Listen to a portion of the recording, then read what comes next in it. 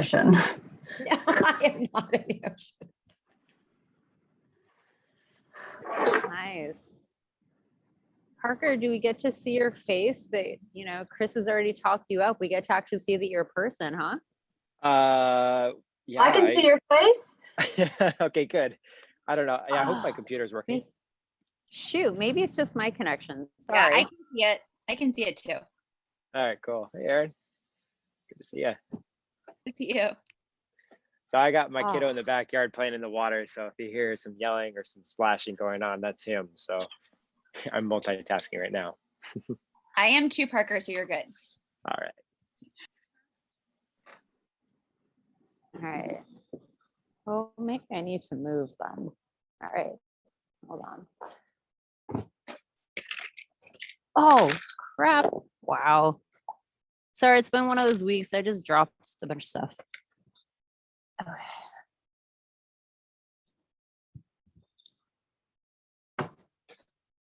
Oh, I can see you now. It was the connection. Sorry about Parker. Oh, good. Okay. You get to see your pretty house, Shandon. I mean, actually, this is the outdoors, but it's very pretty. So they're painting, hence all the plastic everywhere. So I apologize for the, like, I promise I'm not American psycho and like killing people at my house or anything. Well, you've got the nice stucco, or the succulents behind, so Oh my gosh. even if you were. Thank you. So they're trying to say that they didn't have approval for this in the HOA and then I have to take it down before they paint. And I'm like, are you freaking kidding me? That's just the stupidest thing I've ever heard. But anyway, so it's 5:33. Thank you all for coming to our meeting tonight. Adults Healing from Trauma. We have amazing Krista, who is going to be our co-host for this evening from Live for More.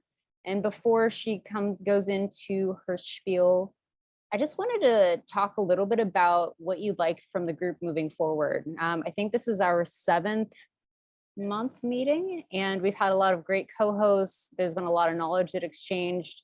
I don't know if most of you have had a chance to look at the notes to get a fair idea of what's been discussed, but kind of trying to brainstorm moving forward what you all would like the group to look like, because we only have 4 more meetings together.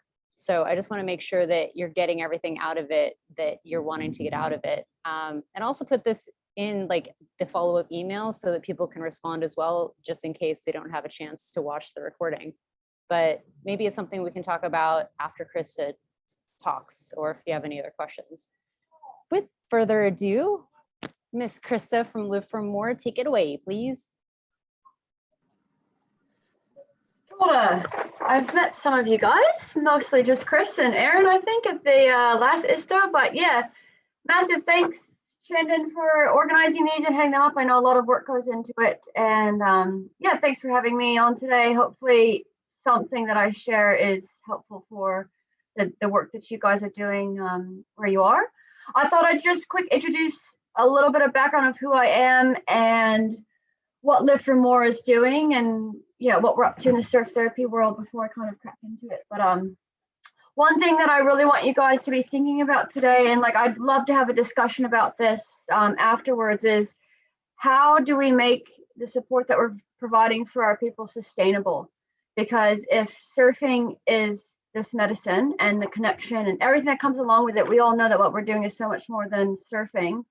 How do we, as individuals in our own organizations around the world, make surfing sustainable for them, therefore making the support that they're getting sustainable for them? Because if we're just taking them surfing, which we do, and not empowering them to be able to go surfing on their own, then we're actually setting them up to fail, which is not what any of us want. So a lot of my talk today is kind of learnings from over the years of how we've endeavored to make this surfing and the surf therapy sustainable and something ongoing that the guys can keep doing in their own lives. So yeah, just a little what we say in New Zealand is a little thing for your kitsy. A kitsy is a bag. So yeah, introduction of me. I'm 34. I'm married to Jared, who works at Live for More as well and came through the program. He's a youth mentor. And I was actually born in the USA, so kia ora to my fellow Americans. But I came to New Zealand about 12 years ago on an exchange program originally, and New Zealand's home now. I absolutely love it. So I've got a background in psychology. I studied psych at uni. I'm not a psychologist. That's a disclaimer because people always think I'm a psychologist. I'm not. I just have a degree in psychology. And I started surfing when I was 14, and I loved the power of surfing and just what it did for me in my own life. And I just knew there's something really special in this sport and this activity. So from a young age, when I had started surfing, and I always had this desire to kind of help people, I had this loose dream as a teenager, like how can I join my love of surfing and my love of helping people? And yeah, here we are, Live for More. That's exactly what we're doing. So for those of you who don't know what Live for More is or does, we are a charitable trust, and we work specifically with 17 to 25-year-old young men. And they are the highest risk young men. They are on drugs, alcohol, they're in gangs, they're violent criminals, they've been in and out of prison, but they're amazing and they have so much potential. And like to give a snapshot of the guys that we're working with. Most of you, are you guys familiar with ACEs? Adverse childhood experiences? Yeah, working with adults with trauma. So there's 10 main ones. There's heaps of ACEs, but there's the 10 main ones, which, you know, emotional abuse, neglect, physical abuse, neglect, parents in and out of. So our young men that we're working with, just to paint a picture. So Jared, who is my husband now, but he had come to the program ages ago, he has got 9 of those 10 ACEs. So most of the young guys we're working with, by and large, they have almost all, if not all, of the main categories. So, you know, people talk about, oh, at-risk young youth who fall through the cracks, and our young men are born into the cracks. They're born into these dysfunctional families, like generational dysfunctions, generational parents in gangs, and then their kids grow up and join the gangs. Parents who are sitting at home smoking weed with their parents when they're 11 years old. So our boys have been exposed to all this stuff from the time they were in utero, really. So you can understand that from society and the world point of view, there's very little hope unless there's an intervention that actually reaches them. So Live for More was designed to reach these young men that are not engaging in traditional intervention in any way. They're extremely high risk. And the reality is, if something doesn't reach them, they will end up in the ground from suicide or gang violence. They will end up in prison with long-term prison sentences, or they will end up extremely mentally unwell, homeless, premature death, all of that stuff that ACEs indicate. Yeah. So I'm going to be sharing about the programs that we run and also some of the ways that we track what we're doing, because I don't know if you guys have ever been asked, but my number one hated question is, what's your success rate? When people ask me that, I want to punch them in the face, because you can't often measure like what you're doing. Like so much of the guys that we work with will say to us like later on, I would be dead if I hadn't done this course. But you can't actually measure how many people would have committed to, like, it just doesn't work. People want quantitative data, like, because it's like our people are just numbers. They're not. But I'm just going to share a little bit of over the years of kind of what we're doing now to meet those requirements in an easy way. So when people ask you, what's your success rate? You can say, oh, it's da da da da da da da, and you sound all official. Not that you're not official, but I think you guys get what I mean.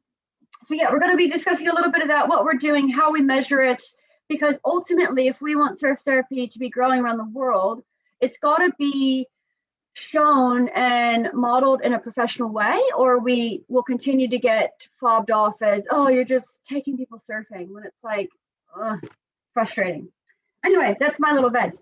So yeah, we're based in New Zealand. I think everybody knows where New Zealand is. We are not a part of Australia. New Zealand is its own separate country. And we're based in Mount Maunganui, which is on the North Island of New Zealand on the East Coast, about 3 hours south of Auckland. We've existed the past 6 years. So I had originally started a surf therapy program at my old job and loved it. And after a couple of years of developing it there, I quit full-time work and set up a charity to pursue surf therapy full-time. And we've run 15 of our intensive Taiwatia programs, and we've worked with over 100 young men in this time. So we work really intensively with these guys, providing like years and years and years of support. So we don't have heaps of numbers, but we work ongoing with them and do so much with them. So we kind of go deep instead of wide. 90 to 95% of the young guys we're working with are Māori. So do people know much about New Zealand? Yes, no. Māori are the indigenous race. So, and sadly, like the rest of the world, when colonization happened, it messed up a lot of things for the people. So they were stripped of their culture. Yeah, similar, wherever there's been colonization, there's been a lot higher rates of alcoholism, drug addiction, mental health, every negative statistic. New Zealand Māori are overrepresented. So I think the latest figures, only 15% of the country is Māori, but 52% of the prison populations in the men's prison are Māori. So it's like 3.5 times. And that's just one, like suicide, mental health, everything, they're overrepresented. So we're not a Māori agency, but vast majority of our clients are Māori, and a lot of the work that we do is trying to build back up their culture and their identity of who they are. So yeah, we kind of do whatever it takes to reach these guys. Most of them, we do get referrals, but a lot of our guys we actually get because we just go and stalk them. We hear about them and we just show up at their house repeatedly until they actually talk to us, and then we get them on a program. So a lot of other agencies have kind of dumped these guys in the too hard basket or the refusing to engage, but we just do whatever it takes really to reach them because those are the ones who need it the most. So yeah, any questions so far? Okay, it's weird because it's so quiet because everyone's muted. Oh, sorry, Krista. Krista, oh. what are, you might have just already said this. What are the ages? I know you said young men. What are the 17 to 25. Okay. Every now and then we do take slightly younger if they're mature enough and keen. Our only requirements really are between those ages, they've got to be keen. So none of the guys are mandated to do our course. They might have heaps of legal stuff or conditions, but we say to them, it's up to you. So no one's ever forced in doing it because that messes with intrinsic motivation. And these guys have been told what to do their whole life, and they're like, F authority. So if you're going to tell me what to do, I'm not going to do it. So we say, hey, we can help you get your license and get this and pay for this and pay for that. So once you give them that freedom of choice, which is what human beings, especially young men, need, they're like, oh yeah, I'll do this. Thank you. Yeah. So the youngest we've taken on before is 15, but traditionally it's 17 to 25. So yeah, cool. So we run 3 programs at Live for More. Live for More started just running our main program, Taiwatia, but over the years we've added on 2 other programs. I'm just going to give a brief overview of those programs, and then yeah, keep going.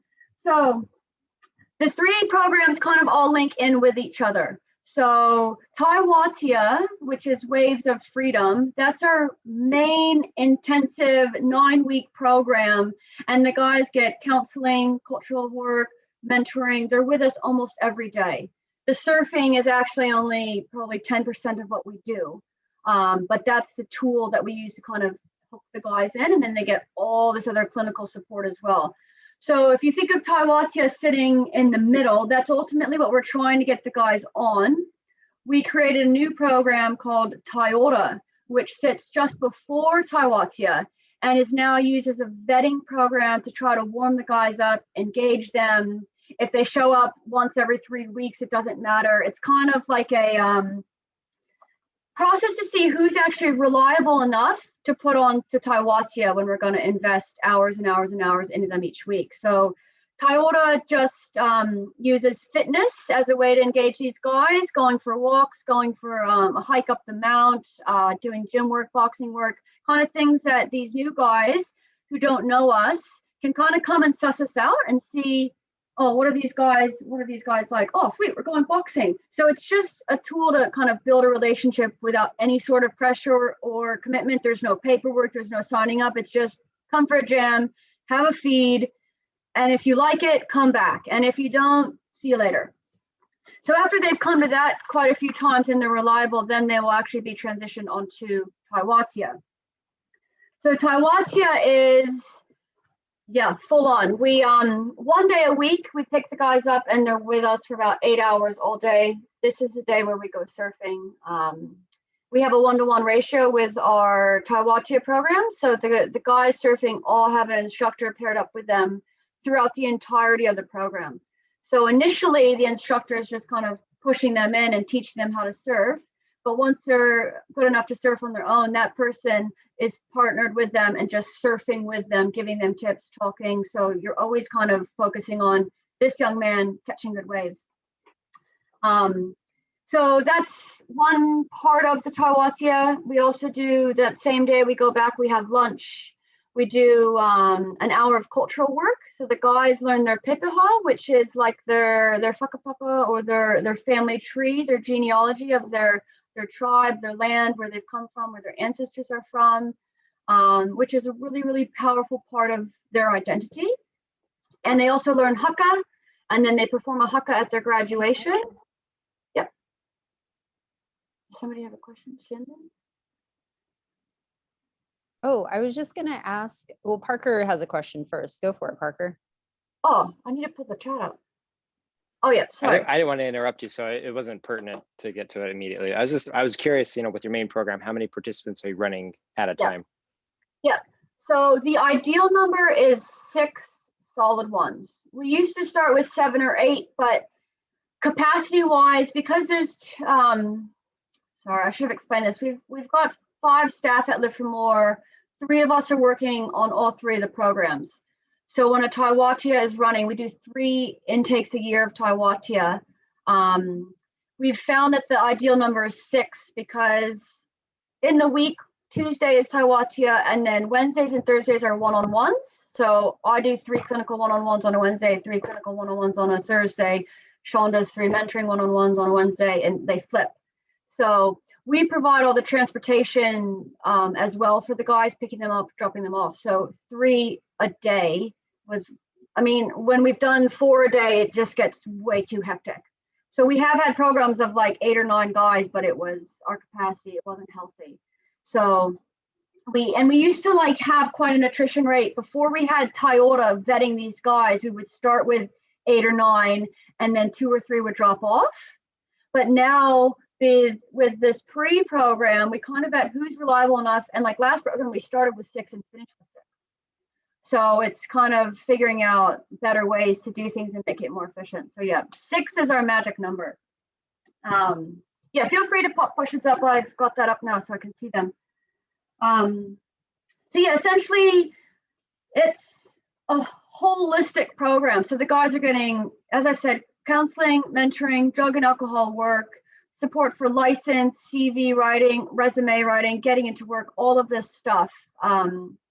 Getting them to doctor's appointments, helping them with family stuff, parenting stuff, whatever it is that they have goals in, we help them move closer to their goals. So it's very client-centered and focused on the individuals. They all get assessments at the beginning to see what do they want. And really, depending on what motivates them, our treatment plan for them is very different.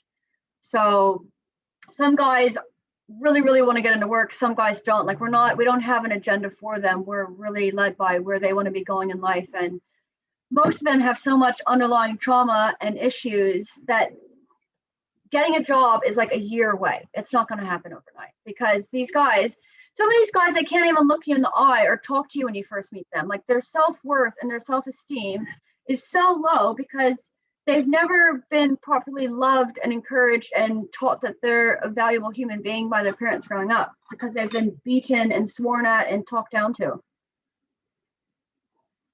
Krista, can I ask a question about the cultural aspect? Yep. So you mentioned earlier that, there's a whole background about their culture and they get to do the genealogy and family tree. What are how have the guys responded to that? And are they like all about it at the very beginning? Because it sounds like, if such a high population of Maori kind of has had such challenges in lives, are they proud to be Maori? Does that change through the cultural aspect? Like, what have you seen? majority of them are proud as to be Māori, but there's a disconnect between them and that culture. So what we've seen is that once they're connected to it and they can be like, oh, this is me, it's like pride in themselves grows even more. So we had one young guy who comes to mind, and he had been adopted out. His life story was insane. Like his birth mom, and he knew all of this, was spoken over him. His birth mom didn't want him and was going to have an abortion. No idea who the birth father was. Somebody came along and said, hey, no, still have this baby, we'll raise him. So he was raised by this other woman who was a drug addict, alcoholic, with abusive partner after abusive partner after abusive partner. And then his birth mom died. Like, this kid had no idea who his actual blood family and the bloodline was. And we were able to help him track it down. And the look on his face when he was able to actually say his pepaha for the first time, his literal bloodline, because we contacted all these different people in the iwis and we found it for him. He was like over the moon, because for the first time ever, he knew, hey, this is who I am. And he said, I'm actually from up north. Like, I didn't even know I was from up north. And he knew his marae, and he knew his maunga, which is his mountain. And he was so proud at graduation to be able to say that. So it changes these guys, because I can't identify at all what it's like to ever have someone tell me inherently my culture is bad, you're bad, the language you speak is bad. So I don't know directly the effects of colonization, but I see indirectly how it's shamed and stomped down on the Māori people. And it's so sad. So to see people rising back up and actually grabbing their culture and being proud of it is like, it heals a wound deep in their spirit that I don't think we can actually understand. Yeah, a good question, Shannon. So yeah, we've got Taiora, which is our waves of change, and then Taiwatia, our waves of freedom. And after they complete and graduate Taiwatia, then they move right into the Tai Tautoko program. And this is our waves of support. And this program was developed a couple years ago after realizing, okay, the guys graduate Taiwatia and they still need so much support. Like, 9 weeks of intensive support does not change 23, 24 years of dysfunction and everything that comes along with it. So Tai Tautoko was developed after seeing A, these guys love surfing and they want to keep surfing, and B, these guys are going around the block again and again and again and still need heaps of support. So Tai Tautoko runs once a week, and it consists of surfing, lunch, and then a group session, which always has a speaker sharing their life story and heaps of reflections. So it kind of is like a mini Taiwatia. We surf, we eat, and we have a group session where we talk about what's going on and how things are. This program is a kind of in an AA, NA style. The guys can come on any weeks that they want. So Taiwatia is locked in with those 6 main guys, but after Taiwatia, Tai Tautoko is open to any of the guys that have graduated over the past all 15 programs. So it kind of becomes this massive community of, oh, you're a graduate of that program, and the family or the fauna of the community gets bigger and bigger and bigger. So every week we message them out and say, hey, Tai Tautoko was on this week. If you want to come, let us know, because the people who come change every week. Some weeks it might be 5, some weeks it could be 15, but we still pick them up, feed them. So we have a cutoff date where they have to let us know by this time, are they keen for that week? And then we let them know their time and all the information. So it's really just like a support group to help them stay on track and keep that momentum, because on Taiwatia, they get an insane amount of momentum. And what we found over the years is they reach this like, yeah, mountaintop experience. And then after graduation, they're like, ugh. So we want to keep them on that trajectory of like super motivated, positive, engaging in good stuff, like believing in themselves, kind of like a relapse prevention type group. So those are our 3 programs that we run real hard and fast. All of our programs and the work that we do at Live for More is based on a model that's called Te Whare Tapawha. I don't think you guys will have ever heard of it. It's a Māori-based a Māori-based framework for overall health. Mm-hmm. And Te Whare Tupu Wha translates to the four walls of a house. And it's a framework for the different elements of our health, because so often people think our health is our physical health, but health is so much more than that. So the Te Whare Tupu Wha, the four walls of the house, the four walls of this health framework are physical, mental, emotional, like our it's all in Māori. So our tinana is our body, our physical health. Our hine naro is our mind, emotions, mental health. Our wairua, that's our spiritual health. And then our whānau, which is our relational health. So like family, friends, communities. And the whole idea with this model is that if any one of those four walls are weak, we're not going to be well overall. So you might be physically fit and have a really good family around you and have a good, strong spiritual health. But if your mind is weak, that's going to affect all of the other walls, and the house will eventually come falling down. So heaps of our programs and the work that we're doing is based on the Te Whare Tupu Wha, and we're trying to strengthen all of those four walls. And the fifth element of that is our identity, which is like the foundation that a house sits on.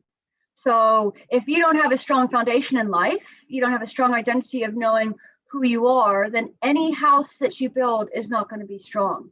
So that's where a lot of the cultural work comes in with these guys. Like, they don't know who they are. They've grown up with a lack of identity. The gangs snatch them up. They think their identity is in this and this and that, when it's actually your identity is like, they just haven't discovered it yet. So we help them strengthen. Oh, yeah.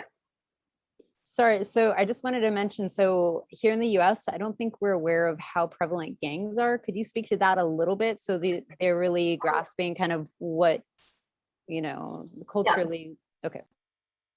Yeah, so gangs in New Zealand are insane. Like, New Zealand, I believe, has the highest gang per capita in the developed world. And there's a book out I'm reading right now. It's all about New Zealand gangs and that. And apparently, according to this, that if all the gang members in New Zealand, like there's heaps of opposing gangs, but if they all got together, they would outnumber the New Zealand army, which is like, holy moly. But yeah, New Zealand has like heaps of negative statistics, like so in the social health sector, but people just think New Zealand's this beautiful little paradise, which it is, but it has actually so many of the world's worst statistics in terms of suicide, drug use, child abuse, child poverty, domestic abuse is horrible here. And a lot of that does kind of, if you trail it back, it goes back to that colonization and the ripple effect. But yeah, gang members, I think it's about 60 to 70% of the young men we're working with are either gang members or they're affiliated with gangs, or the parents are gang members, they're hanging out with the gangs. Like, gangs have a massive, massive scene in New Zealand. I love gangs. I love talking to about gangs. So that's a whole nother conversation. But for them, it's like gangs have been their family and their community and their support, when often their own family hasn't.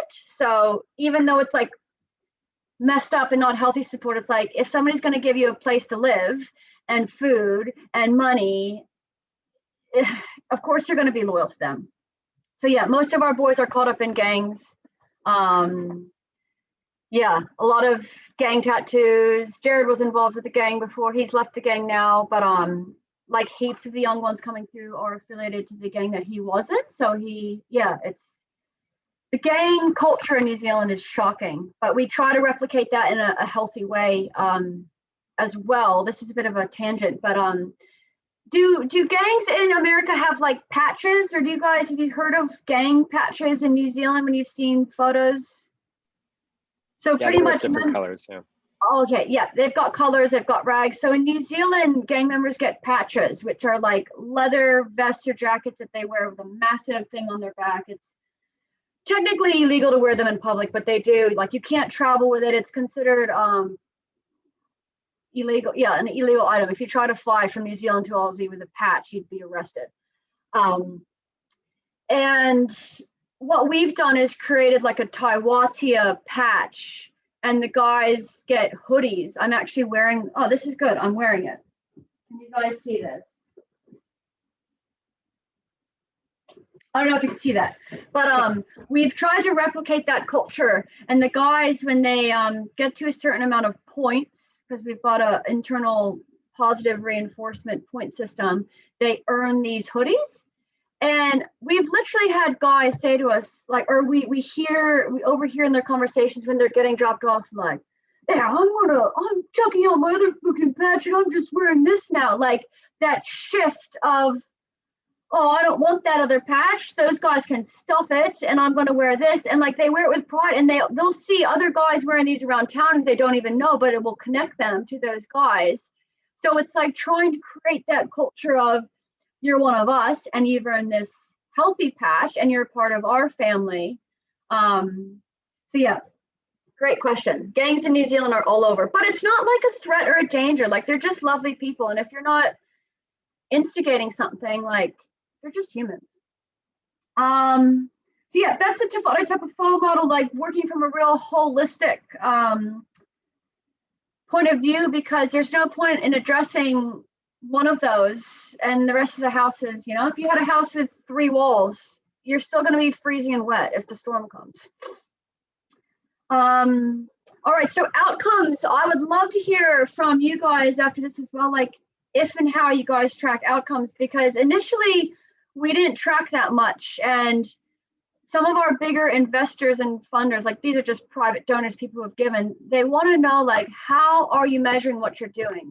Not from like a annoying point of view, but from a what you're doing is important and you need to show it and you need to measure it. So that would be an encouragement, like to anyone who is already in this, if you're doing this work, like make sure you're tracking it somehow. It doesn't have to be like a PhD or a master's, like you can easily track things and get feedback from clients and just have a record of what is changing in their lives.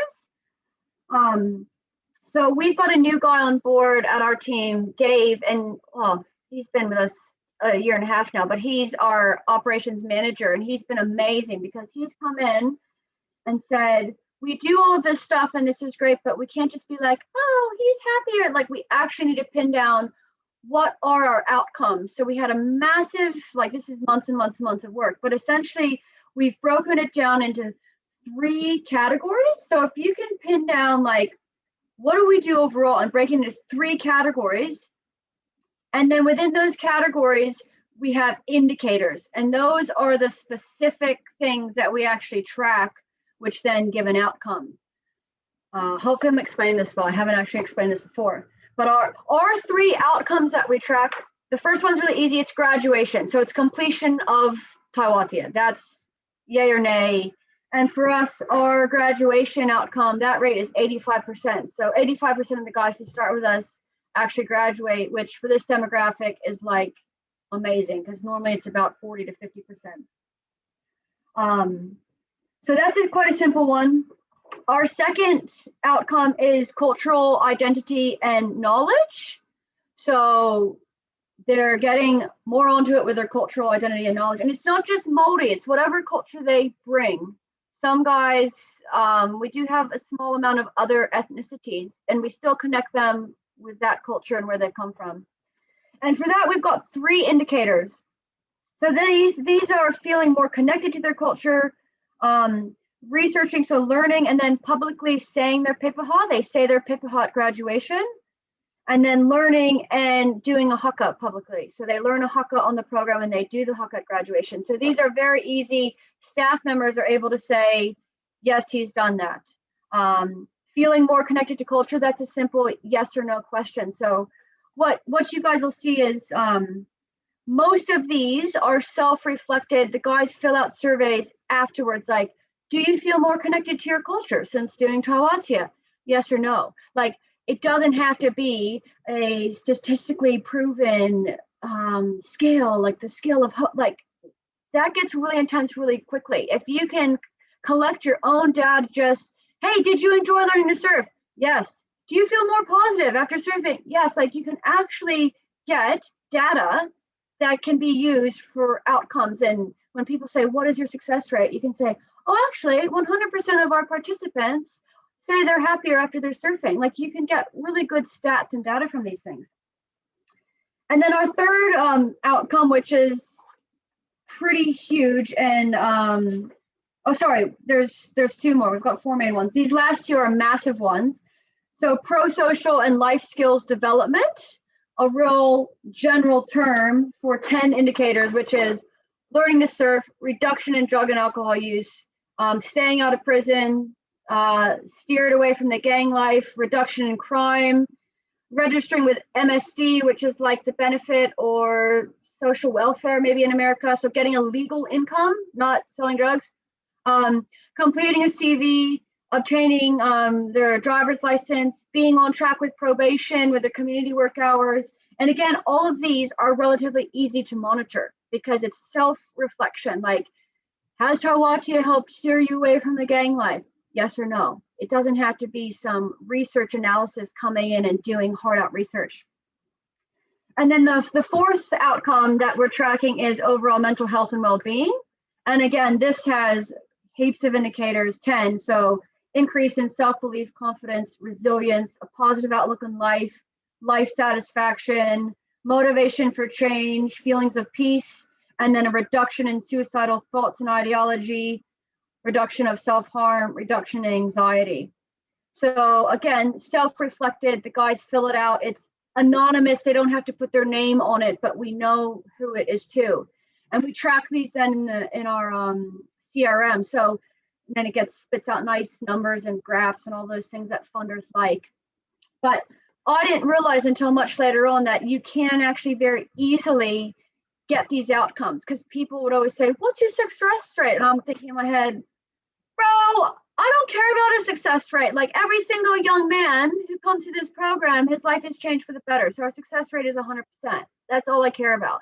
But people who aren't passionate and in it want something more concrete and more like, well, what are you actually doing? Because these are your outputs and your inputs of the money. So if you can get easy ways to track things like this, it just helps your case. Because it's so important for like all of us to measure what we're doing, because we all know that we're doing so much more than surfing. We know that the guys or the girls are more confident, they feel better, there's reduction in anxiety. Like, we know the science behind it all, but we've got to daily prove ourselves to the people who are kind of doubters or haters. And if you get this stuff and you can shove it in their face, then they're like, oh, that's actually quite good. So yeah, we've always got to kind of be mindful and like back ourselves up and prove what we're doing, because every single one of us, what we're doing is amazing. And the rest of the world, like, we want more people to have access to this. And the more we kind of track what we're doing now and be, real astute with it, the better. So yeah, that's kind of what we do. Oh yeah. There's another question in the chat. Oh yeah. Pre-post test. So that's a great question, Parker. We, in our in-house stuff, we don't do pre-post tests, because when we first meet the guys, it would be too intense to try to get them to reflect honestly where they're at and get an accurate baseline. We do track like the stuff that's not the reflective, like where they're at with probation, where they're at with stuff that's very black and white. But we did have a woman who did her master's research on us a couple of years ago, and she did pre-tests getting accurate baselines and mid-tests and after, and she got unbelievable research. She did full-on hard-out research using the Youth Outcome Questionnaire, which is like a standardized 70 or 80 question thing that has like 6 subcategories. And she got baseline. She tried to get at least 3 before they even started the program, so they were accurate and honest. And these are questions like from rarely to often, questions like, how often do you feel suicidal? How often are you this, that, the other? And her outcomes, like, we were actually blown away by her outcomes, because it showed the guys were actually honest with essentially how shitty things were before. We were blown away. Like, some of them are actually really open about like, yeah, I do feel hopeless every day. Like, for a young male to admit that and be vulnerable is kind of like, whoa. So yeah, there was the pre-post test done with that, but ongoing as an agency, we just do, we track their status of things, but the reflection is more based on, do you feel more hopeful now since doing the program? So it kind of insinuates, I was feeling less hopeful before, I'm feeling more hopeful now. You know, it's probably catered to our advantage, but the guys answer them. And then, yeah, the last thing that I quick was just going to talk about is how we've made surfing and the support for the guys sustainable over the years. So I mentioned this before, but initially we just had the Taiwatia program, and a couple years ago, because initially it was just me running Live for More, and then there was one other person 10 hours a week, and then there was another person full-time. So we've got this team of us now, and the guys would come through the program and they love surfing, and then it was a bit cruel to be like, okay, graduated, see you later. And it was like, this is messed up. Like, we give these guys something they love. If we're going to do that, we need to also provide a way for them to keep accessing this. Hence the creation of the Tide Total program, which initially was just called Reunion Surfs. So, hey, we're going to get together and surf. And it's been developed more and more and more to an actual program now with a group and, you know, a therapeutic process each week as well. And what's been great is with recent funding, and we've now got this youth mentor role of Jared, who graduated the program and has spent time in prison and you know, lived this life. He's now our youth mentor who supports these guys ongoing. So they keep getting the weekly support through the group programs, but then they have access to one-on-ones through Jared. They've still got access to one-on-ones with me for counseling if they need. Essentially, it's like the program and the support just never ends, because we always say, like, once you're part of the Live for More family, like, you're always part of the family, whether you did a program 5 years ago or you just graduated, like, that access and that support is still available to you forever, pretty much. So we don't really ever close clients off. Like, clients, once you're a client, you're just always a client. You could come every week of Tide Total if you want. You could show up, have one-on-ones, whatever you need support with, we're going to help you.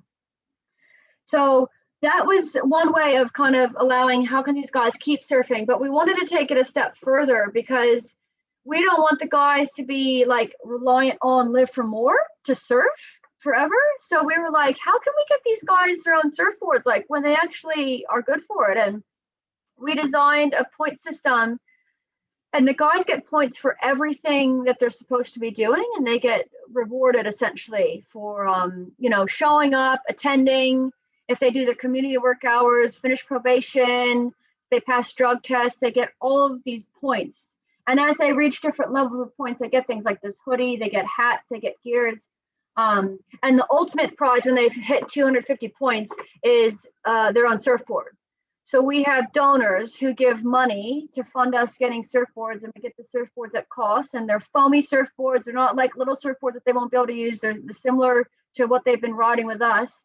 And we've had, I think, I should know this number, 19 or 20 young men now achieve this. And they actually go surfing together as a crew outside of Live for More. And like, we've seen them, and I'm like, that is the ultimate of what we're going for. Because it's like, they're now empowered to get their own surf therapy in their own community. Like, they don't need us to pick them up, drop them off, bring their board, bring their wetsuit. They're doing it on their own. And that is like the empowerment that we want, because we don't want to just be handing out and handing out and handing out. We want to be like, you know, handing up and getting them, because these guys then are taking their little brothers surfing, their kids surfing, like that ripple effect of, this is something that I love, that makes me feel good, and I'm passing it on to my family. We're not sitting at home getting high anymore. We're at the beach and we're going surfing.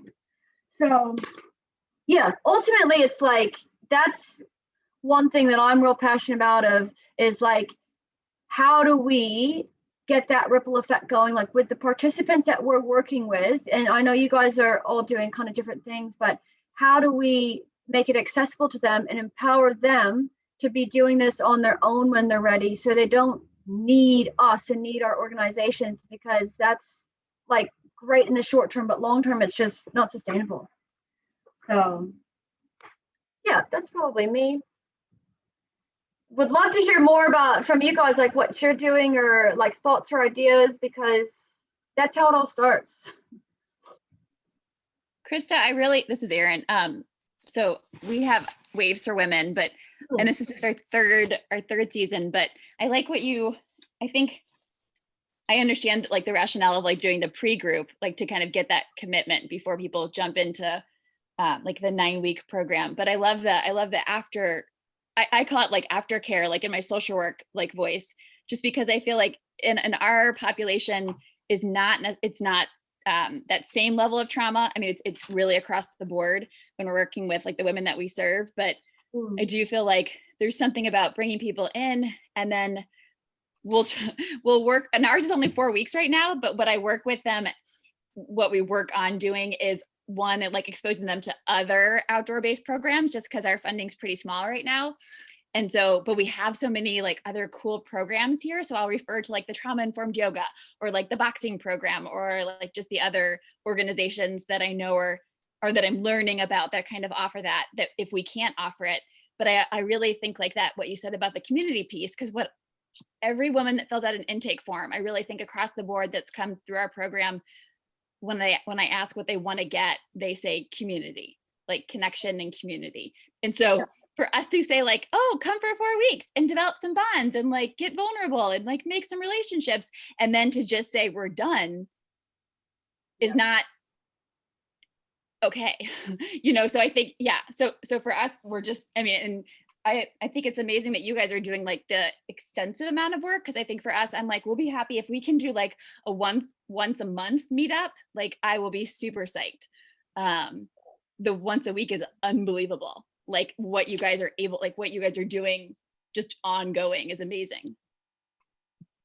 Yeah, it's a lot of work, but it's so worth it. Like even just this morning, it was unbelievable because we're in lockdown now. So we've gone to online stuff and we're doing live fitness videos for guys to jump on. And one of our young guys who graduated in 2019, so 2 years ago, and he was on meth. He was in and out of the psych ward. He was self-harming, suicidal. Literally at his graduation, he had a warrant out to arrest. So one of our board members is a police officer, and he's like, I'm not going to come to the graduation because I'd have a legal right to arrest him. So I'm not going to come because I want to see him graduate. And this kid now, and he had gone back to jail after this, and then was at a rehab for violent offenders. And we're talking to him today, and he's drug-free. He's out of the system.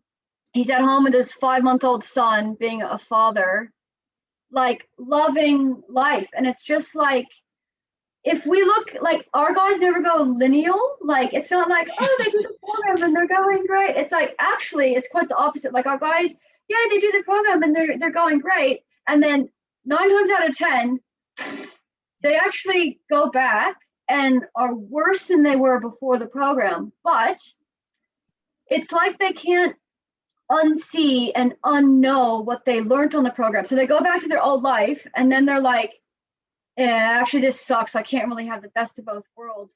And then they reach back out to us because we know they've fallen off, and we're like, okay, well, when you're ready to put your life back together, we'll help you. And then they come back to us because it's still a safe place and it's non-judgmental, and we're not like, ew, you're effing useless, look at you. We're like, hey, that sucks, but get back up, and we're here to help you get back up. And then when they engage again, like they actually get stronger than where they were before. So it's like they have to go through that cycle of, oh, this is a cool new life. Oh, I'll just go back to my old life for a little bit. It's okay. That doesn't work, because if you surrender 90%, that 10% will drag you back in. But then when they're ready to like, nah, actually, I'm so sick of that shit.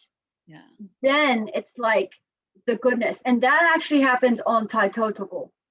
So it's like they go through these ups and downs, but then we see all of our guys, and now so many of them are like in amazing places. But it's like we don't see the fruit of it until years later. So you've got to walk this journey with them, and they are so prone to rejection that they if you start to judge them or reject them, they will smell it before it even, like you've just got to be so careful with that, because they will push away, and that's everyone important in their lives in the past has hurt them. So they're like, the walls are up for right reasons. So yeah, it's just one day at a time. Like methamphetamine is really, really bad over here in New Zealand. And that drug, like, yeah, it's like the devil's drug. So a lot of the guys we're working with, they're dealing with methamphetamine. Their families are on methamphetamine. Yeah, it takes you to a dark, dark, dark place, that drug. I don't want to take up too much of the questions of my last one, but like just hearing you say that, do you guys have like a pretty strong network of other like providers or agencies that assist with this? I'm just thinking like when I have a client who has, I have had a participant come and there was meth use, and I am not a substance abuse counselor, I'm a therapist, but like I had to really, really like work hard to find any clinician that was able to provide appropriate care. And that was a crazy amount of time. So I can't imagine how much. Yeah, well, my background is in drug and alcohol. So I'm a drug and alcohol clinician. So I do a lot of that work with the boys, but we do have a network of agencies that we are trying to always connect with, because the last thing, we don't want them dependent just on Live for More. Inevitably, that does happen a lot because a lot of other agencies work with them and then they close them off. So it's like they come back to what they know. We do have some rehabs. So the guys who are keen to go one step further to actually go to like a residential rehab, we support them to get into those. Those guys do amazing because long-term live-in residential care, they're actually dealing to the core of stuff. And then we're part of a church as well. Like a lot of the guys get connected to church, which is great because that's a whole nother water extended family, providing them heaps of support. And then we have agencies that help like kind of with basic things like driver's license. Like we support the guys to engage with them, but they're taking them on the practice tests. So stuff like that. So yeah, we're always trying to like really pin down like what is our core so we can focus on that more. But yeah, the guys have so many needs that it's like, okay, well, what are we dealing with today? Because it's not like traditional therapy, like, okay, last week we caught up about this. Have you done your homework? It's like, okay, what's the shit show that we're dealing with today? Like, it's just, okay, you just had a fight with your girlfriend and she's pregnant and like, most of our guys are young fathers or on the way to being young fathers. And their kids are like such a motivation. And if you can like empower them to break that cycle and that chain, it's just like, the ripple effect of positiveness from that is huge.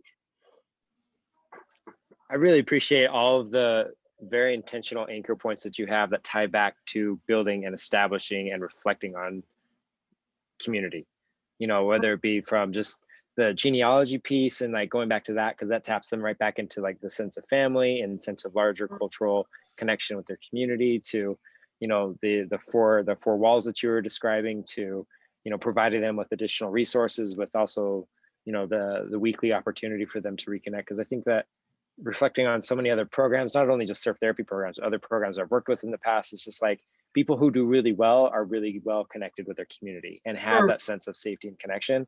And it's like, that's that piece, that's that same sustainability piece that, it sounds like you guys have just hit right on the head, but I know it takes a lot of energy and a lot to invest in that. So that's, well done. Yeah, thanks, Parker. There's so much research that's come out about the power of connection. So, I mean, especially in the drug and alcohol world, there's an amazing book called Chasing the Screams. Anybody heard of that book? By the same guy who wrote this book. Has anybody heard of this book, Lost Connections? Yes. Yeah, Johan Hari. But essentially, he, long story short, they've done all these studies with rats getting addicted to heroin in little rat cages or cocaine. And what they found is they had these rats in individual cages and they drink the heroin or the cocaine water way more than the regular water until they died.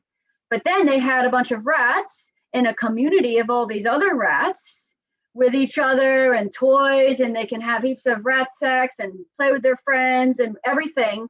And the rats in that community had a little bit of like the drug water, but never in excess and never to the point of death. And they realized, okay, drug addiction is not just a physiological thing, it's so much more than that. And the whole point of this is essentially that the opposite of addiction is not sobriety, the opposite of addiction is connection. So we're not supposed to just deal with the drugs. Like if you create healthy connections in people's lives, the negative ones will naturally fall away. And this was like proven, the whole like rat park, they call it, was proven in the Vietnam War, because heaps of US soldiers had been using an insane amount of heroin and opiates over in Vietnam. And they came back and they expected that there was going to be this crisis in America of all these opiate addicted soldiers. But majority of them, once they got back into their homes and their environments and healthy things, had no problem with it. So it goes against every kind of like past science of like, oh, you put a drug, you shoot a drug up into you and you're going to be addicted. Like, nah, it's actually so much more than that. So we're real big, like our number one value at Live for More is connection and belonging. Because if you can foster that, like honestly, so many of the other things start to little by little fade away. Because if people feel that they belong somewhere and they're loved and they're valued, that is the start of them healing whatever it is that needs to be healed. So Yeah, Krista, that's amazing. I wanted to mention, and I'm sure you already are familiar with PANIS. It is the positive and negative effect schedule that ISTO is using right now for our pilot study. We have about 300 sets, and I have to say, most of the program said it's so easy to use because it's just one words, and you're like distressed, excited, upset, strong, guilty, scared, hostile. Like you're only responding to the one word, and either I don't feel it or I do feel it. And it takes like about 2 minutes, maybe a minute and a half, really, for them to quickly go through it. So if you have any interest in pre-post doing PANIS with our pilot study, because there's been so many responses, I think we're extending it till next April. But yeah, we've got, I think, like 300, we've got about 350 data sets. And of course, summer is still happening here, so we expect another 100. But what we're doing is we are analyzing everybody's individual data, and we're going to give that back to them. And then we're going to lump it into the collective data so that we can show, okay, across populations, across geography, this is what's happening in the world. So I know you're not into the pre-post, but because it's literally one word, it might be less. Yeah, it might be less. It was actually Kristen Walter who recommended, that's the one I use for adults. And we've just had such a good response because people say, oh, it's so quick. They don't have to think about it because either they're scared, they're excited, they're nervous, they're, guilty. And guilty is one of the words. So it'd be really, I think, interesting to include your population. I'll send it to you. And if you have any interest, we'd love for you to join, because you've got, like I said, I'm going to extend it till April, and it doesn't matter how many pre-posts you get, just as long as, it's the same pre-post. It doesn't have to be the same people, just same pre-post. And then, like I said, we're going to analyze all the data for you. So. And is it just pre-post like a surfing session, or is it a program, or how does that work? So you do these really rad programs. I think some of the individual organizations, because they're one day, are obviously before surf and after surf. But because your program's a little bit different, I think you would just use your discretion. Maybe it's pre at the beginning of the week and then post at the end of the week, because you just have a unique our guys are so busy by day, minute by minute, everything changes. Yeah, totally. I mean, I think though, for you, it's one of those things where it would be too much pre-post every day. You know what I mean? Like that would be a lot. But it would be, but I think you're right. I mean, everything does change, which is why the data that's coming in already is telling us how much people change, even from session to session, right? Certainly, and week to week or month to month. It's been really interesting, but I will shoot you the info and you can take a look. And if you say, yeah, we want to do it, we actually have QR codes. So if you and Jared just have a phone, people can just, take it from that and just keep taking it on the same phone. And it literally, I think it takes about a minute and a half, 2 minutes at most. Oh yeah. Yeah, I'm sure we can figure something out. And like I said, since we're analyzing it, it might just be, hey, we've collected data over these 6 to 10 months and somebody else is dealing with it and going to get it back. Like that, if nothing else, to your point, it certainly is supporting some data. This is not an IRB approved study. We are using a validated study, Panis, but we are not conducting an IRB study. We just want to be able to give people some data back. Cool. Yeah, so I'll let you know. But thanks. This was amazing. I know I've heard your Yeah, stuff before, Krista, but every thank you. time I hear it, I'm like, oh, Krista, you are an angel on earth. Thanks, Krista, thank you so much for co-hosting and sharing all this valuable information today. Thank you for having me, guys. This is snapping. right. Always. You. Thanks, everybody. Thank that was you. great, Krista. And Thank you. Krista, I did want to say I've put up your curriculum like 18,000 times because you shared it. I don't know. Whenever we all shared curriculum like a couple years back, I feel like, and I love it. So thank you for, because you have your curriculum on there, right? And you have your curriculum and your assessment tools. Is that right? You shared all that. Yeah, And- whatever I uploaded. It's Wait a probably a little bit old now, but yeah, whatever I would have put up there. Maybe I our, still read it over. oh, cool. I'm glad it's helping somebody. It's accessible. So thank you. Yeah, of course. Yeah. All right. I'm putting the I would kids love to to see bed. it. Making connections. Parker, I'll give you access to the Google Share Drive. Okay, Making that'd be awesome. connections. That is the surf therapy sector didn't used to talk to one another. And now with ISTO, we talk to one another and Yep. share better practices. So thanks Right so on. much, Krista, for what you're doing. Thanks, Shannon, for running this. Thank Bye, you. everybody. Thanks everyone for Thanks for having me. coming. It was great. Thank you. Chris, did you want a picture for tonight or no? Oh, No. Aaron's gone. We're Okay. good. just kidding. I'm here. Bye, Sorry. I'm everyone. still here. Okay, do a picture. Oh, I can. Right. I can do it. Okay. Ooh, wait, succulents. Ooh. Maybe I can't do it. What's happening right now? Oh, there we go. Okay. I will say whatever, 1, 2, 3, and take it on 3. So you can do whatever you want to do. But 1, 2, 3. Thanks. I'll send it to you. Thanks so much, All right, everybody. Thanks, Thank everybody. you. Bye. Bye.